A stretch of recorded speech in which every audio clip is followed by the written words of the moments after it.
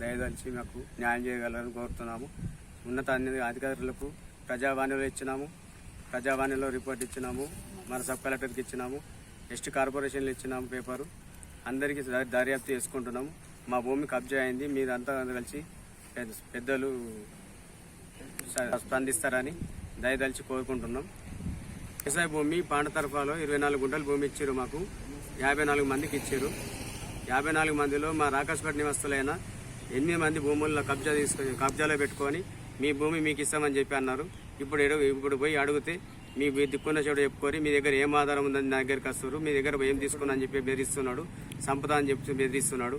కొద్ది ఉన్నతాధికారులు కూడా దయచేసి మాకు సాయం చేయగలరని కోరుతున్నాము. పొలం చేసుకుంటా అని మాకు మోసం చేసిండు. మోసం చేసి మాకు పొలాలు చూపించలేదు, చూపిస్తాడు చూపించలేదు.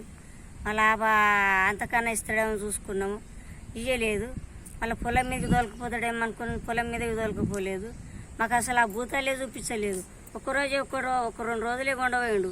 అసలు ఆ పొలం మీదకి మేము పోయి రాలేదు, చూడలేదు. ఆ పంటనా వేసుంటుందా, పొలం వేసుంటుంది.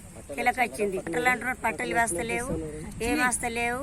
వచ్చినాయా తేలేదు, రానియా తేలయి వచ్చినాయి అంటున్నారు. ఇప్పుడు కవులని అన్నాడు కానీ ఇస్తలేడు. ఇప్పుడు పంట పండించుకుంటున్నాడు. మొత్తానికి పంట పండించుకున్నాడు. మా భూతాలు అంతా ఆడేసుకున్నట్టు. ఇప్పుడు అడిగినా ఏమంటున్నాడు, మిమ్మల్ని రానేది రాండి, మిమ్మల్ని ఒడిచేస్తా, గుద్దేస్తా, చంపేస్తా. గంగాధరం ఏం చేసుకుంటారు చేసుకోండి, ఏడదాకపోతారు అదే అంటున్నాడు.